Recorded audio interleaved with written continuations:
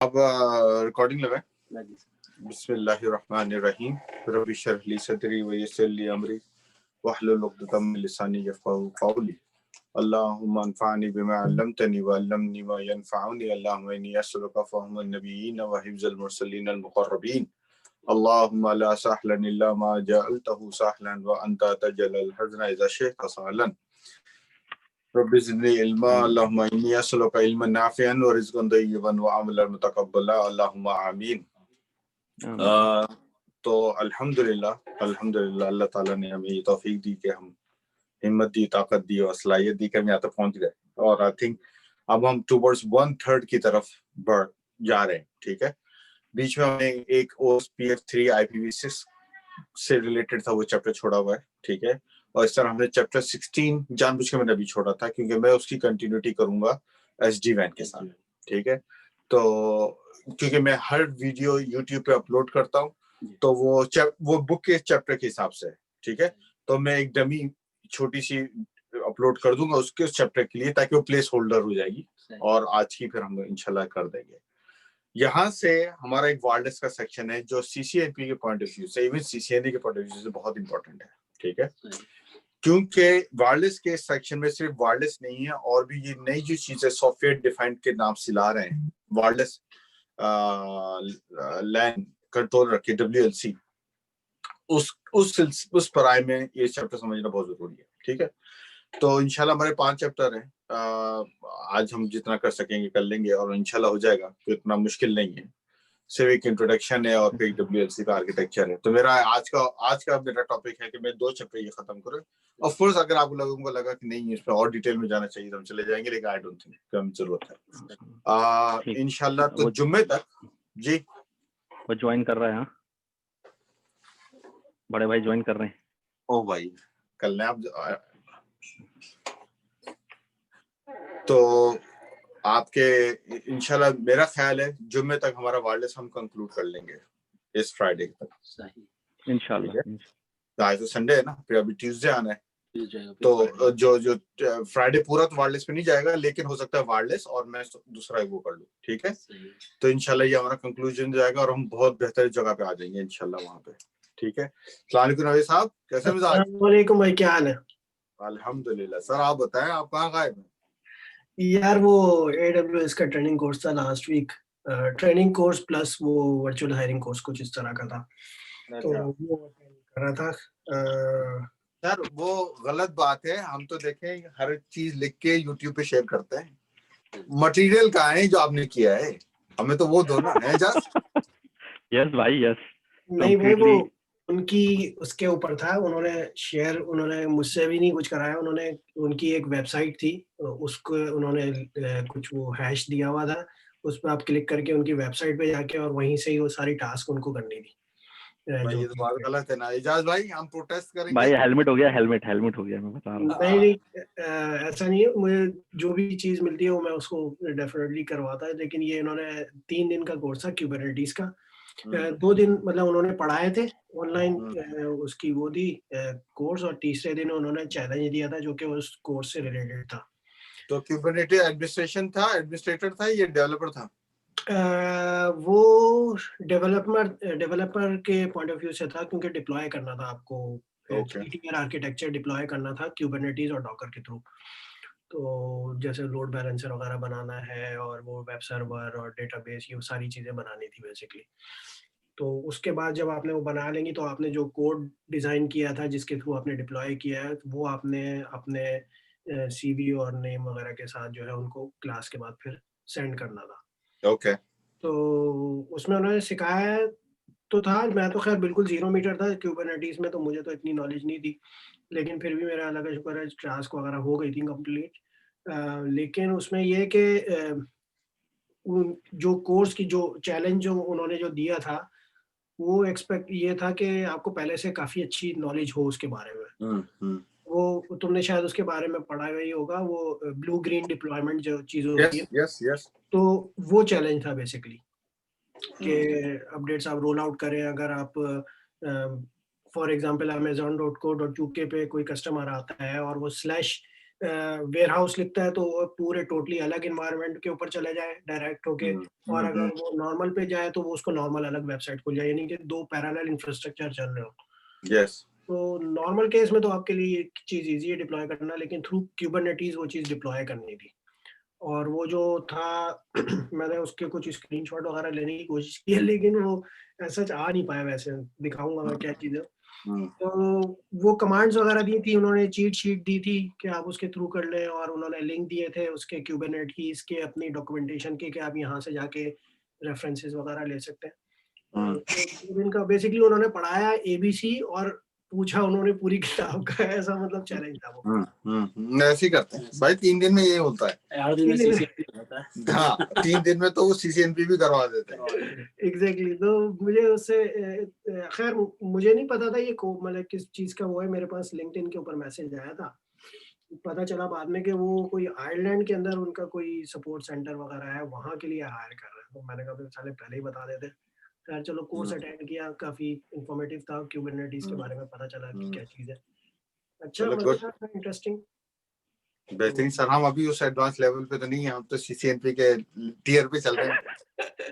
तो पुरानी वीडियोस हैं आईपी सर्विसेज हमने, I don't know last time तुम्हारे साथ हमने बीजीपी खत्म किया है ना, उसके बाद मल्टीकास्ट हो गया उसका, मल्टीकास्ट हो गया, आईपी मैंने कर सर्विस। लिया था, मल्टीकास्ट तुम लोगों के साथ कर लिया था मैंने, उसके बाद क्या मैंने छोड़ा है, मिस किया है लास्ट वीक। आपने फिर सिर्फ एक क्वालिटी ऑफ क्लास, सर्विस छोड़ा है, और आपने क्वालिटी ऑफ सर्विस भी मैंने कर लिया था, क्वालिटी ऑफ सर्विस भी किया इसमें था। खाली एक क्लास छोड़ी है अहमद, इतवार की। हाँ तुम लोग ओ नहीं, हाँ। मंगल की छोड़ी, इसमें मंगल की छोड़ी। मंगल की क्लास छोड़ी है, ठीक है। तो वो तो सिंपल है, वो तो ऑलरेडी मटेरियल है, तो वैसे भी कोई तरह इशू है उसमें, एनटीपी सर्वर में है भी नहीं। ठीक है। और आज से हम फिर एक चैप्टर मैंने स्किप किया है, वो मैं बाद में आऊंगा उसके ऊपर, 16 चैप्टर। और आज से हमने वार्ल्ड शुरू करना है, तो आप बिल्कुल सही एंट्री पे आए हैं, हीरो की तरह। हीरो सही एंट्री पे आता है मेरी बिल्कुल। चले बिस्मिल्लाहिर्रहमानिर्रहीम। तो आज हम बॉम्सी भाई आ गए हैं टाइम पे। मैं बॉम्सी भाई टाइम पे आते हैं भाई। आप टाइमिंग पे आप प्लेयर है, वो टाइमिंग पे खेलते हैं, हमारे तरह नहीं है मैदान में पहले ही घुसे है। वो कहते हैं मैं जब आऊंगा जब पिच तैयार होगी। ओके, तो चैप्टर नंबर 17 की टॉपिक्स। नाउ ये ऑलमोस्ट चैप्टर आपको जैसे फिजिक्स का बुक खोल के आपको रख दी है कि उन्होंने वो आपको एक जनरल नॉलेज वो दे रहे हैं किसकी, रेडियो वेव्स। एक्चुअली पूरा चैप्टर जो है वो रेडियो वेव्स के ऊपर आ रहा है, या रेडियो फ्रीक्वेंसी कह लें आप, ठीक है।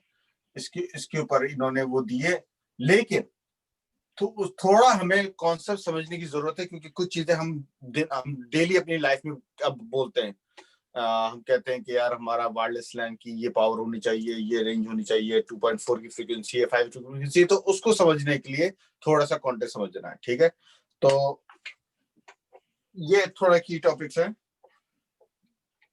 सो अगर मैं आप लोगों को एज एन इंट्रोडक्शन, और ऑफ कोर्स ये चैप्टर में महारत रखते हैं भाईजान आसिफ भाई, तो आप हमें जरा उस पर रखिएगा औकात में, कि पता चला कि कुछ और ही बोल दिया मैंने। ये आपकी एक फ्रीक्वेंसी है, नॉर्मल फ्रीक्वेंसी है, ठीक है। अब इसके कुछ पैरामीटर है। ये जो उसकी एक वो है, ये कहलाती है एम्पलीट्यूड, ठीक है। यानी कि ये इसकी हाइट कह लें, ये किसकी वो है, ठीक है। ऑफ कोर्स ये है टाइम, और this point two this point ये होता है एक साइकिल, ठीक है राम जी देखिएगा। ये साइकिल कहलाता है जब एक पूरा पैटर्न उसका कंप्लीट होता है, ठीक है। फ्रीक्वेंसी क्या होती है? फ्रीक्वेंसी की डेफिनेशन है नंबर ऑफ साइकिल्स पर सेकंड, ठीक है, नंबर ऑफ साइकिल्स पर सेकंड। जो यूनिट है वो हर्ट्ज है, यूनिट जो है फ्रीक्वेंसी का वो हर्ट्ज, हम हर्ट्ज में कैलकुलेट करते हैं। तो अगर मैं कहता हूं कि एक फ्रीक्वेंसी किलो हर्ट्ज है, तो उसके में कितने 1000 साइकिल्स पर सेकंड है। अगर मैं कहता हूं कि ए वन है, 1 मैग है, 1 मैग हर्ट्ज है, 1000 ऑफ के, ये नंबर ऑफ साइकिल्स पर सेकंड है, यानी कि नंबर ऑफ ये वेव्स, ठीक है। ये per second। और अगर मैं कहता हूं 1 गिग तो 9 जीरो लगा लो। These much cycles per second, ठीक है। ओके, आजकल जो हम बात करते हैं नॉर्मल अपने घरों में, हम क्या बोल रहे हैं 2.4 गीगाहर्ट्ज या 5 या 5.4 या 5 गीगाहर्ट्ज, ठीक है। ये दो बातें कर रहे हैं, यानी कि हम इस नंबर ऑफ साइकिल्स में बात कर रहे हैं।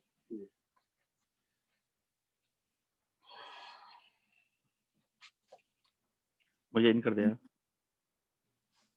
बस कौन है? मैं हूँ। अच्छा, वायरलेस लैन इन जनरल 2.4 या 5 गीगाहर्ट्ज पे चल रहा है, ये हम यूज कर रहे हैं और हम पूरे टॉपिक्स को आगे समझेंगे भी इन्हीं दो के ऊपर, ठीक है, आगे पीछे नहीं। रेडियो वेव्स या रेडियो फ्रीक्वेंसी की जो रेंज हमें दी गई है वो दी गई है 300 किलोहर्ट्ज है, किलोहर्ट्ज से कहां तक दी है 10 to the power 9। ये जो है ये रेडियो वेव्स में आती है। इसके ऊपर अल्ट्रा वायलेट ये वो नीचे साउंड और दूसरी है, ठीक है। हमारा बीच का ग्रुप ये है, ये बुक में उन्होंने टेबल शेबल भी बना के दिया है कि भाई कौन सी किस रेंज पे हम बात कर रहे हैं। ओके, अब जो हमारी रिप्रेजेंटेशन के लिए है वो ये है कि इस फ्रीक्वेंसी को दे डिवाइडेड इनटू चैनल्स, ठीक है। तो एक रेंज है वायरलेस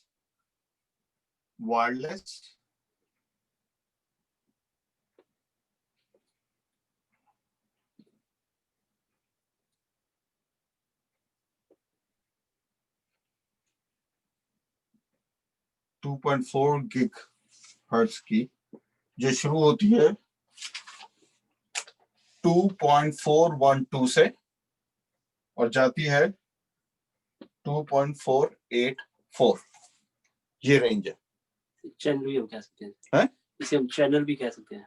हाँ, लेकिन ये रेंज है। हम अपने वायरलेस में जो यूज करते हैं इस पूरे रेडियो फ्रीक्वेंसी की रेंज में वो 2.412 से लेके 2.484। वी ब्रेक into 14 चैनल्स, इस फ्रीक्वेंसी रेंज को 14 हिस्सों में तोड़ते हैं, मीनिंग ईच इज 0.005, ठीक है। यानी कि आपने लाइन यहां से बनाई, यहां पे ले गए, यहां पे था 2.412, अब जो आएगा इसमें 0.005 ऐड किया तो 2.417, फिर उसमें 005 ऐड किया, वो आगे आगे आगे करते रहता है, एंड क्या आया 2.484, 14 चैनल्स हैं आपके, ठीक है। 14 चैनल, बस 13 एंड 14 के बीच में जो है वो 12 सबसे लंबा डिस्टेंस है। हाँ, ये सबसे बड़ा है, लेकिन ये कंपैरेटिवली 005 के हैं, ठीक है। Nice, yes, you are right. हमने क्यों किया? क्योंकि हमारे लिए कहना मुश्किल है। जैसे मैं आप कंपनी में, मैं आपको कहता हूं भाजन हमारे पास वायरलेस लगाना है, आप ऐसा करें इस वायरलेस को चैनल 1 पे चला लें। मैं आपको एक नाम दे रहा हूं, उसके पीछे आपने ऑलरेडी मैपिंग की हुई है कि चैनल 1 का मतलब है 2.412 से 2.417 की फ्रीक्वेंसी यूज करेंगे आप, ठीक है। मेरे लिए कहना आसान है, आपके लिए समझना आसान है। जैसे हम आईपी की दुनिया में हम डोमेन की बात करते हैं कि बीबीसी पे चले जाएं, लेकिन एक्चुअली मैं क्या कह रहा हूं कि बीबीसी के आईपी पे चले जाएं। तो चैनल्स को जो हमारे नॉर्मल समझने के लिए आसान है, हमने उसको मैप कर दिया फ्रीक्वेंसीज के ऊपर, ठीक है। वरना तो मुझे ये कहना पड़ेगा 2.417 से 2.422 तक चले जाओ, आप समझ रहे हो? बिल्कुल। तो ये हमारे लिए मुश्किल था।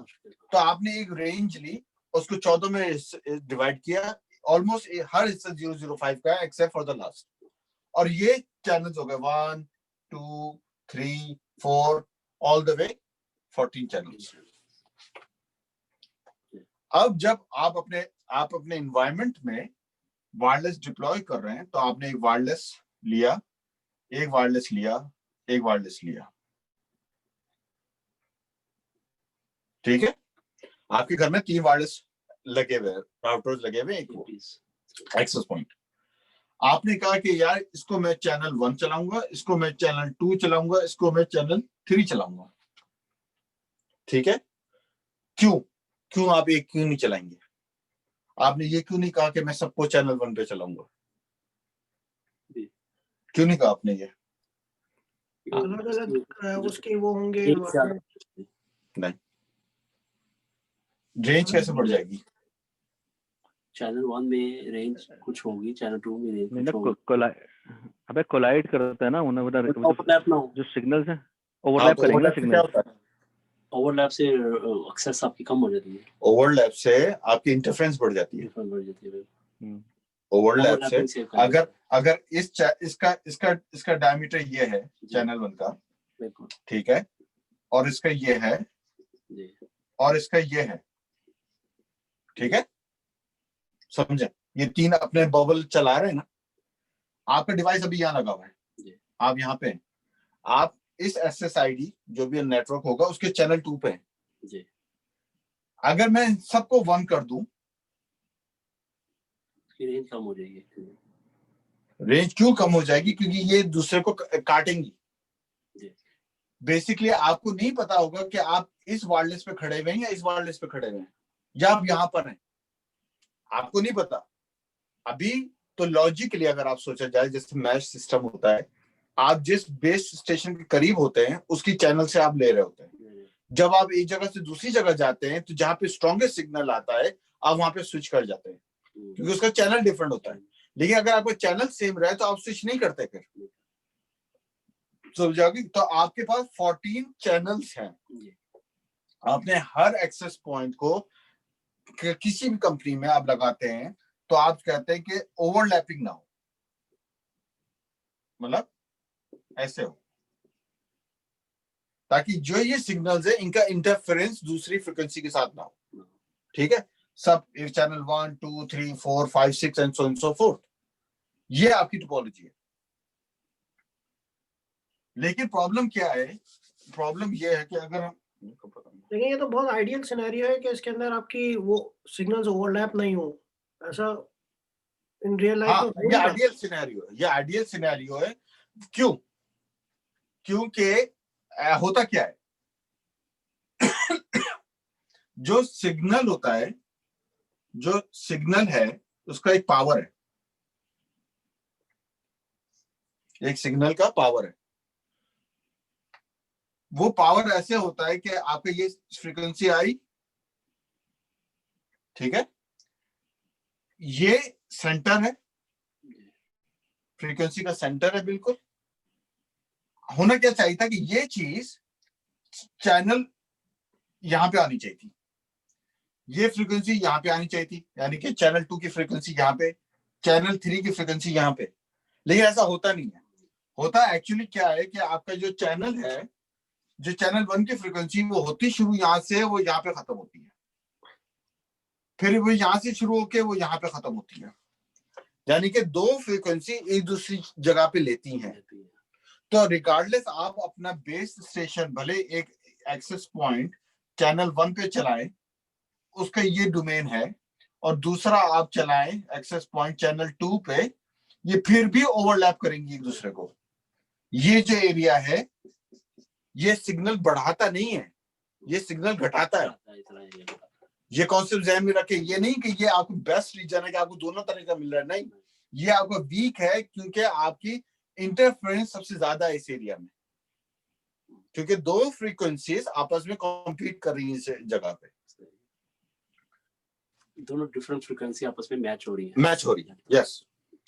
तो जो 2.4 हर्ट्ज का प्रॉब्लम है हमारे साथ, वो प्रॉब्लम ये है कि इसमें नॉन ओवरलैपिंग, नॉन ओवरलैपिंग क्या है? 1, 6, 11 एंड 14, ये चैनल्स हैं ये ओवरलैप नहीं होते, जो आपस में एक दूसरे को नहीं काटते, क्योंकि ओवरलैपिंग नहीं होते। 1 यहाँ से यहाँ पे शुरू होता है, फिर चैनल 6 यहाँ से यहाँ पे शुरू होता है, फिर चैनल 11 शुरू होता है और चैनल 14 अलग होता है। तो आप देखो कि 14 में सिर्फ 4 ऐसी पॉसिबिलिटीज हैं जो एक दूसरे को ओवरलैप नहीं करती, वरना 1 के अंदर चैनल 1 से लेके चैनल 5 तक की फ्रीक्वेंसीज आपस में आ गई हैं। यही है ना। 6 में क्या हुआ है? 6 से लेके 10 तक, 11 के अंदर 11 से लेके 13 तक, और 14 में 14। ठीक है, यानी कि इतनी 1 से लेके 5 की फ्रीक्वेंसीज जो थी वो घुटमुट है चैनल 1 के अंदर। तो अगर आप अपने कंपनी में अगर वायरलेस नेटवर्क लगा रहे हैं और आपका काम है ये काम करना, तो आपके लिए बेस्ट पॉसिबिलिटी है कि अगर ग्राउंड फ्लोर में 6 एक्सेस पॉइंट लगने हैं, 6, तो आप करें 1, इसको दें चैनल 1, इसको दें चैनल 6, इसको दें चैनल 11, इसको दें चैनल 14, फिर दोबारा से शुरू करें चैनल 1। अब देखिए चैनल 1 और चैनल 1 के बीच में चैनल 6 है, आइसोलेट कर दिया इसने। फिर यहाँ पे आएगा चैनल 6 एंड सो फोर्थ। यानी कि आप घरों में भी अगर आपके ऊपर नीचे राउटर लगे हुए हैं और उसकी डिफरेंट फ्रीक्वेंसी लगानी है, तो एक में 1 चलाएं, एक में 6 चलाएं, एक में 14 चलाएं। अब क्या है, यहाँ पे जो आजकल राउटर्स आ रहे हैं, जितने आ रहे हैं, सब में ये इंटेलिजेंस बिल्ट है, वो ऑटो असाइन चैनल करता है।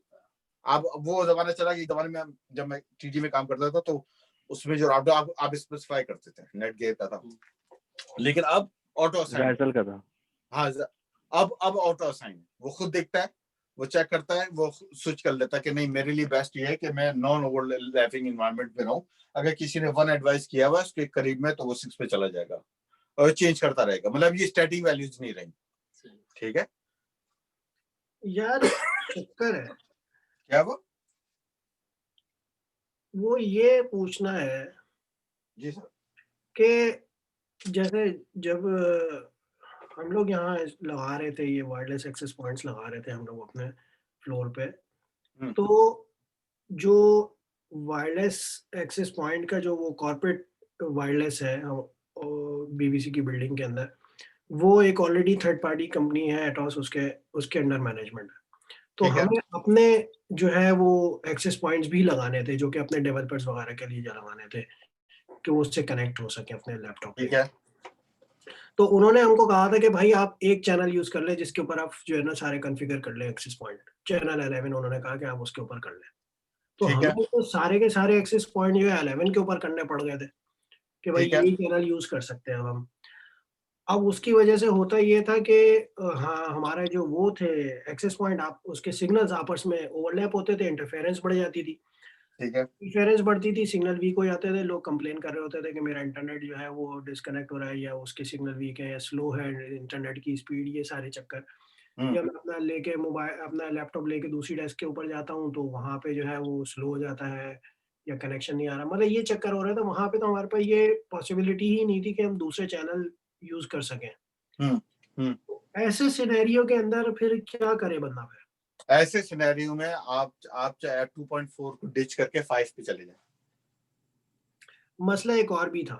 मसला ये था कि बहुत सारी रास्पबेरी पाइस थी जो कि वो जो है उसको 5 गीगाहर्ट्ज को जो है ना रिकॉग्नाइज नहीं करती, क्योंकि ही 2.4 के ऊपर है। उसकी वजह से हमें डुअल रखना पड़े। कुछ हमें wireless access point specifically 5 gigs के रखने पड़े, कुछ हमें 2.4 के रखने पड़े डुअल वाले, और कुछ ऐसे थे जिसके अंदर 2.5 और 5 गिग्स दोनों फ्रीक्वेंसी अवेलेबल थी। तो उसकी वजह से हमारी इंटरफेरेंस बड़ी बढ़ रही थी। सर बिल्कुल सही बात है आपकी, और ये कॉमन हर उसमें मार्च में भी यही था। हम रोज ऑलमोस्ट ये शुरू में तो 1.5 महीना मेरा काम ही यही था कि नया वायरलेस एक्सेस पॉइंट लगा रहा हूँ, क्योंकि हाँ कोई हमें कहानी ये सुनाई जाती थी जो हमारे इंजीनियर टाइप बंदे थे कि इसका iOS में पुराना है, इसको नया करो, इसका एंटीना टेढ़ा हो गया है, एंटीना गीला हो गया है, मतलब ये कहानी चल रही थी खूब, ठीक है ना। सर्दियों में कम हो जाती है, गर्मियों में बढ़ जाती है। आप समझ रहे ना, रिबूट करके देख लो, रिबूट करके एकदम स्ट्रेंथ बढ़ जाती है। लेकिन जब सिस्को का बंदा आया तो उसने जब ऑडिट किया तो उसने ये कहा कि एक तो ओवरलैपिंग हम बहुत चला रहे हैं, दूसरा अब देखो ये 6 इस फ्लोर पे लगे हुए हैं। अब आप इस बात को समझे, ये 6 मैंने एक लगाया, फिर 6 लगाया, फिर 11 लगाया, 14 लगाया। अब यहां से एटलीस्ट तस्वीर में ये सारे नॉन ओवरलैपिंग उस पे चल रहे हैं, लेकिन ये ट्रू नहीं है। क्यों? दूसरे फ्लोर पे भी मैंने ये लगाया हुआ है। अब वेव्स तो यूनिडायरेक्शनल नहीं है ना। हाँ, अब आप ऊपर की जो वेव आ रही है वो यूं, और मेरी वेव नीचे से यूं जा रही है, तो ऊपर का जो 1 आ रहा है और मेरा जो चल, ऑल्दो मैंने तो अपनी पूरी कोशिश कर ली, मैंने तो चैनल डिस्ट्रीब्यूट किए, तो उसने हमें ये एडवाइस करी कि अगर आपको करना है तो ऊपर वाले में 1 को उस साइड पे रखो, यानी कि इस तरह क्रॉस। अच्छा, सही समझ आ गई है कि अगर आपने अब आपने चलाना एक ही उस पर है, तो आप इनका डिस्टेंस इतना बढ़ा देंगे बीच में, रादर इंटरफेरेंस आए, डेड जोन आ जाए, वो ज्यादा बेहतर है। सही, मतलब अगर आपके पास कोई ऑप्शन नहीं है तो फिर आप कोशिश करें कि 1 आपने यहां लगाया, अब उसकी रेंज क्या है, यूं है और यूं है, फिर आप यहां पे लगाएं कि इसकी रेंज यूं और यूं आए। अब जाहिर सी बात, ये बीच का एरिया वो है जो आपका डेड जोन हो जाएगा, यहाँ पे किसी को कुछ नहीं मिलेगा, लेकिन ये ज्यादा बेहतर है रादर कि आप ओवरलैप कर दें। आप समझ रहे हो? तो ये चीज वहां से मुझे अंदाजा हुआ कि यार ये चैनल्स भी कुछ चीज होती है, मतलब इसका हम मुझे ये समझ आया था कोई नंबर है, कोई चैनल है, जैसे आप टीवी की कॉन्फ़िगरेशन नहीं करते थे, तो मैं तो ये समझ रहा था कि यार कि आपने चैनल 1 पे BBC लगा दिया, चैनल 2 पे ITV लगा दिया, मैं तो समझ रहा था ये है, लेकिन उसने बोला नहीं, फ्रीक्वेंसीज हैं। तो फिर उसने किया, 3 फ्लोर थे, तो इसी तरह उसने किया कि एक को बिल्कुल राइट पे रखा, एक को बिल्कुल लेफ्ट पे रखा, और इस तरह डिस्ट्रीब्यूट किया, तो चीजें काफी बेहतर हो गई थी। तो आपको भी शायद कुछ ऐसे ही करना पड़ेगा, अगर मतलब नहीं है। अब ये है पावर कम कर दी थी उसकी, पावर जो थी ना, एक्सेस पॉइंट्स की पावर कम कर दी थी, ताकि कम से कम जो है ना वो उसकी इंटरफेरेंस आए। यस, तो ये हमारी कौन सी चल रही है, 2.4। एक है हमारी 5 गीगाहर्ट्ज, ठीक है। 5 गीगाहर्ट्ज की जो रेंजेस हैं हमारी ऑलमोस्ट कॉन्टिजियस हैं, सिवाय एक रेंज के जो गवर्नमेंट ने अपने बीच में ली हुई है, हाँ, मतलब लेकिन सबसे ज्यादा नॉन ओवरलैपिंग 5 गीगाहर्ट्ज का फ्रीक्वेंसी आपको देती है, उसमें इतनी बैंडविड्थ नहीं, उसमें बड़ी है आपके पास, तो मतलब बहुत पार्टीशन है आपके पास, आप उसमें ग्रो कर सकते हैं। लेकिन इसका ड्रॉबैक है 5 गीगाहर्ट्ज का, 2.4 गीगाहर्ट्ज की लेंथ है, जब वेव लेंथ समझ लें 180 फीट। अगर आपके पास एक्सेस पॉइंट लगा हुआ है ना जिसपे 2.4 गीगाहर्ट्ज चल रहा है, तो वो उसकी रेंज है 180 फीट मैक्सिमम, ठीक है। लेकिन अगर आपने 5 गीगाहर्ट्ज लगा दिया तो उसकी जो लेंथ है या वेव लेंथ आप कहना, वो 80 फीट है।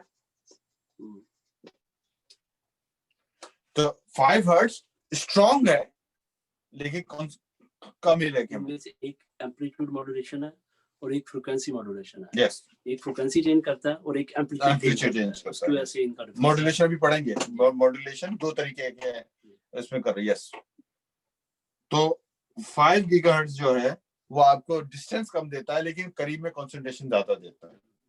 जब ये स्काई वाला जब मेरे घर पे आया तो उसने बोला अगर आपको ऊपर सिग्नल नहीं आ रहा हो ना, तो आप इसको 5 गीगाहर्ट्ज बंद करके 2.4 पे चले जाएगा। और इसी तरह अगर आप चेक करें, आपका रूटर दोनों एडवर्टाइज कर रहा होता है, 2.4 और 5 दोनों अलग अलग डिफॉल्ट है वो, हाँ, अलग अलग आपको एडवर्टाइज कर रहा होता है कि आप किस पे कनेक्ट करना चाहते हैं।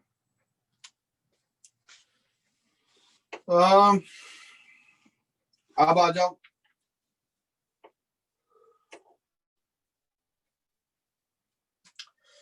Power.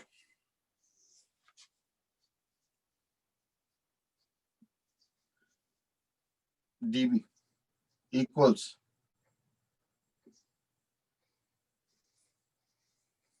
tan log tan P2 over P1। ये दिया इसी तरह मेरा ख्याल है, हाँ, tan log tan P2 over P1। P2 क्या है? सोर्स, P1 क्या है? रेफरेंस। दो फ्रीक्वेंसीज हैं, उसका डिफरेंस निकालना हो तो ये फार्मूला है कि tan log tan का फंक्शन जो पहली फ्रीक्वेंसी सोर्स को डिवाइड कर दे P1 से, उसका लॉग निकालना है। ठीक है, ये कैलकुलेटेड मेथड है। दो ट्रांसमीटर्स हैं, एक ट्रांसमीटर 5 गीगाहर्ट्ज से कर रहा है, एक ट्रांसमीटर 10 गीगाहर्ट्ज से कर रहा है, उसका डिफरेंस निकल आएगा इस तरह। ये नहीं है 2 - 1 करके सीधा आपने डिफरेंस निकाल दिया, उसका लॉगरिथमिक डिफरेंस है। लेकिन ये तो एक मैथमेटिकल कैलकुलेशन है। अगर जहन में रखने के लिए उन्होंने 3 लॉज दिए हैं। एक है लॉ ऑफ जीरो, अगर किसी का dB 0 है, इसका मतलब है वो सेम पावर है, यानी कि दोनों सोर्स और रेफरेंस सेम है। ठीक है, क्योंकि 10 अगर P2 10 है और P1 10 है तो 10 डिवाइड बाय 10 क्या होता है? 1, और लॉग ऑफ 1 0। ठीक है, एक लॉ। दूसरा लॉ ऑफ 3, अगर किसी dB की वैल्यू 3 है तो वो डबल है। अगर +3 है तो वो डबल है रेफरेंस से, और अगर ये -3 है तो वो लेस देन डबल है रेफरेंस से। समझ आ गई? तीसरा लॉ उन्होंने दिया है लॉ ऑफ 10, अगर किसी का 10 है यानी कि वो 10 टाइम्स ग्रेटर है या 10 टाइम्स लेस देन है। +10 is 10 times greater और -10 है 10 times lesser। Although from CCNP या CCNA के पर्सपेक्टिव से ना कभी सवाल आते हैं और नहीं आएंगे अनलेस कि आप लोग कोई स्पेशल स्टूडेंट हो जिसके लिए वो डाल दे, लेकिन ये एक्चुअली समझाने के लिए सिर्फ सही है ना। ये टॉपिक है, ये सिर्फ आपको power, antennas, frequencies, wavelength, channels, इसका वो आपको इंट्रोडक्शन दे रहा है। जो चीज की है वो है मॉड्यूलेशन। मॉड्यूलेशन क्या है? देखो, ये एक वेव है, ये इसको हम कहते हैं कैरियर वेव। अब इस वेव के ऊपर हमने डेटा डालना है 1011, क्योंकि हमारे पास आपको पता है एप्लीकेशन लेवल से शुरू होता है, नीचे ऑल है लेयर 3, लेयर 2 के बाद वो 10 में चेंज हो जाता है। आपने इस 10 को इस कैरियर वेव के ऊपर डालना है और आगे भेजना है। ठीक है, तो अब यही है ना ट्रिक, हमने इन कैरियर वेव्स को सिग्नल के लिए यूज करना है। अब ये डेटा इस कैरियर वेव के ऊपर कैसे बैठता है, ये प्रोसेस है मॉड्यूलेशन का। ठीक है, इस बुक में से उन्होंने 2 तरीके बताए। जो इस वक्त वायरलेस की जो आपकी AX है या AC है, उसमें बहुत ही कॉम्प्लेक्स किस्म की मॉड्यूलेशन हो रही है कि वो आपको, क्योंकि थ्रूपुट ज्यादा दे रहा है। यस, तो उन्होंने मॉड्यूलेशन उस प्रोसेस को कहते हैं कि आप अपना बाइनरी डेटा उस सिग्नल के ऊपर रखें और ट्रांसमिट कर दें। रिसीवर उस सिग्नल को कैच करे, कैरियर को माइनस करे और जो डेटा उसके ऊपर आया उसको रीड कर ले, OSI लेयर में चेंज कर लिया। यही काम है ना।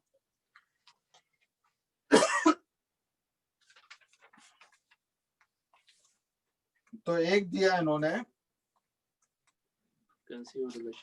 DSS, डायरेक्ट सीक्वेंस, और एक दिया है डायरेक्ट सीक्वेंस स्प्रेड स्पीच, और एक है ऑर्थोगोनल फ्रीक्वेंसी डिल्यूजन OFDM, सिर्फ नाम दिए। DSS खाली 2.4 गीगाहर्ट्ज को करता है और 2.4 प्लस 5 गीगाहर्ट्ज को, दोनों को मॉड्यूलेट करता है। मतलब फ्रॉम एग्जाम पर्सपेक्टिव हमने ये करना है कि OFDM दोनों को सपोर्ट करता है मॉड्यूलेशन, DSS DSSS सिर्फ 2.4 को करता है। और मॉड्यूलेशन क्या है? Process of putting data on top of the carrier wave. ठीक है,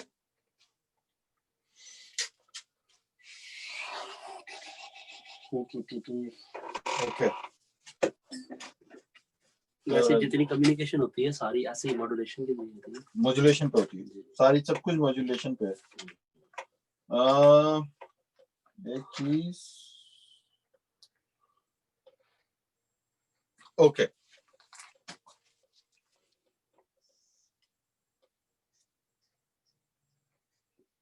EIRP,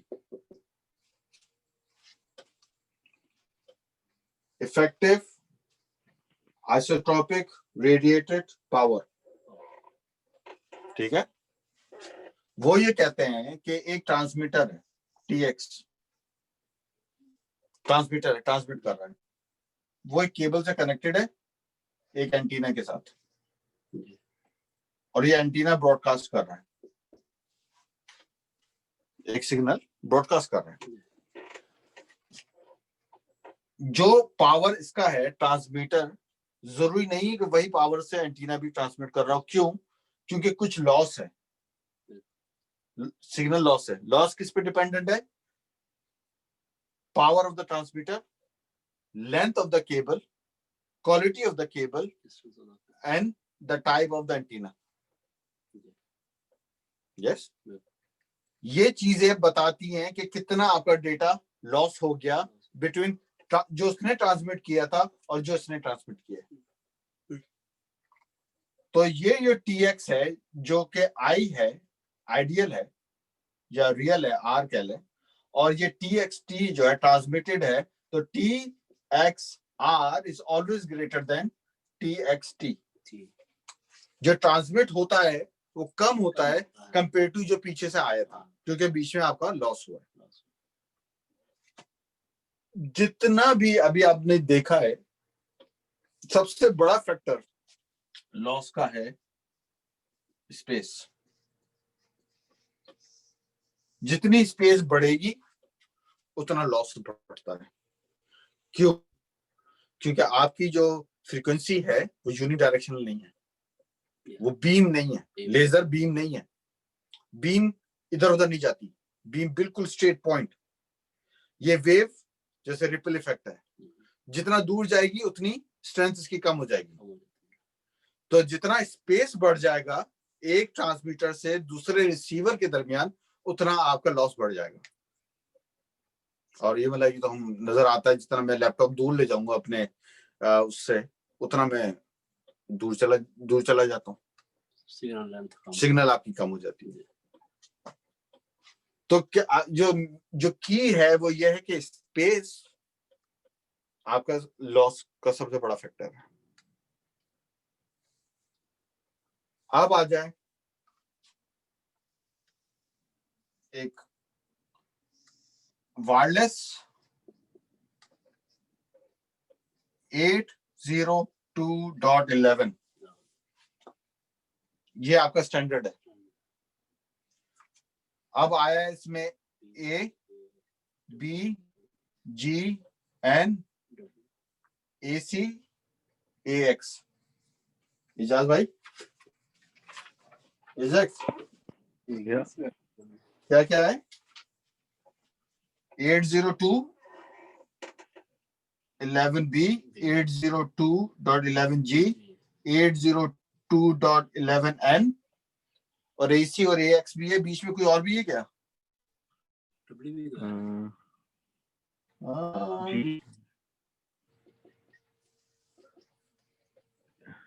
कहाँ?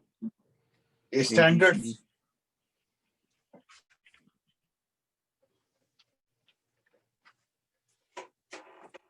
क्या क्या AC और स्टैंडर्ड्स? AC और AX के बीच में कुछ नहीं है। BGAN AC AX AC AX ABGANACAX, yes. हाँ। ये इसकी मैक्सिमम थ्रूपुट है 11 मैग पर सेकेंड। ये है 54, लेकिन खाली 2.4। ये है 54, 2.4 एंड 5 गीगाहर्ट्ज। N है 118 प्लस 4 स्ट्रीम्स, यानी 4 स्ट्रीम्स और 118 सपोर्ट करता है। AC जो है यार वो N 118 करता है, अप टू 150 लिखा है ना? 150, सॉरी। स्ट्रीम किसे कहते हैं? ओके, आता हूँ उसके बाद स्ट्रीम पर आता हूँ। AC है 860 4 स्ट्रीम्स और AX है 1.5 गीगाहर्ट्ज 8 स्ट्रीम्स। 2 अप टू ना? नहीं, अप टू 1.2। अच्छा 1.2 है, 1.2 ये मैक्सिमम थ्रूपुट है। अगर एग्जाम पॉइंट ऑफ व्यू से सोचें, मैं आपको बताऊं, अगर एग्जाम पॉइंट ऑफ व्यू से कौन कौन सी मॉड्यूलेशन ट्रू एंड फॉल्स में ये सवाल आ सकता है। एक चीज, सबसे बड़ा फैक्टर क्या है? लॉस स्पेस है। ये स्टैंडर्ड आते हैं, ये स्टैंडर्ड आते हैं। ये कौन सा आपका वो करता है, और क्या आता है? नॉन ओवरलैपिंग चैनल्स आते हैं। डिफरेंस 5 का होता है इनके अंदर, हैं? 5 का डिफरेंस आता है। हाँ, 5 का डिफरेंस। एग्जाम पर्सपेक्टिव से ये जो मैंने किया है ना, ये आते हैं। वो ये पूछते हैं कि 802.11 ये सपोर्ट करता है नहीं करता। अब देख स्ट्रीम का क्या मतलब है आपका। अभी नेक्स्ट चैप्टर में आएंगे तो हम पढ़ेंगे कि वायरलेस के लिए एक BSS डोमेन चाहिए होता है। BSS डोमेन एक स्ट्रीम, एक BSS ID पे एक SSID जनरेट कर रहा होता है। वो SSID आप एक राउटर पे मल्टीपल SSID लगा सकते हैं, लेकिन वो पूरी SSID एक BSS डोमेन को पे चल रही होती है। जो स्ट्रीम्स हैं वो हर 4 डिफरेंट बबल्स हैं, हर बबल के अंदर डिफरेंट SSID है। आप समझ रहे हैं? यानी अगर आपने 4 चलाने तो 4 मैक्सिमम, वो शेयर्ड नहीं है, यानी कि 860 टाइम्स 4 है। ये 54 है नंबर। अगर आपके इस 54 के ऊपर 10 BSSID चल रहे हैं तो 54 डिवाइड बाय 10 है। एक SSID डिवाइड हो, मतलब शेयर कर रहा है टोटल में से। ये है 154 स्ट्रीम्स, यानी कि पर क्या मिला? 40 तकरीबन 35 के करीब मिला। समझ आ रही? मतलब कि सेपरेट वो है, यानी डेडिकेटेड आपको मिल रहा है ये वो। और तो हमारे घर में कौन सा, मेरे पास N लगा हुआ है, शायद GR या N कोई 80 लगा हुआ है। सिस्को का आई थिंक रिकमेंडेशन जो है मैक्सिमम 5 SSIDs आप एक रूटर के ऊपर पर वो yes maximum, that's more than that is not recommended by. ऐसे 16 तक की मैक्सिमम होती है, वैसे नहीं होती है लेकिन not recommended more than 5। Ji ji.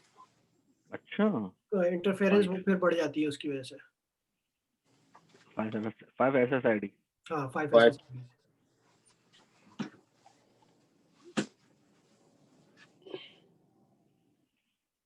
Good. कोई सवाल किसी को? मतलब अगर आप, मैं नहीं समझता कि इससे ज्यादा इस चैप्टर पर टाइम लगाने की जरूरत है, क्योंकि ये एक्चुअली बहुत ही थ्योरेटिकल वो है। लेकिन जो मेन चीज थी वो ये चैनल्स ओवरलैपिंग है 2.4 गीगाहर्ट्ज की। उनका डिस्टेंस है कि 2.4 सबसे ज्यादा डिस्टेंस देता है कंपेयर टू ये जरूरी है। जो की फैक्टर्स है वो ये हैं, और ये स्टैंडर्ड्स हैं, ये ओवरलैपिंग है, मॉड्यूलेशन कौन कौन से सपोर्टेड है, बाकी स्पेस है। ठीक है, स्टॉप कर दीजिए सर, रिकॉर्डिंग को स्टॉप करिएगा। ये पॉज है। स्लैश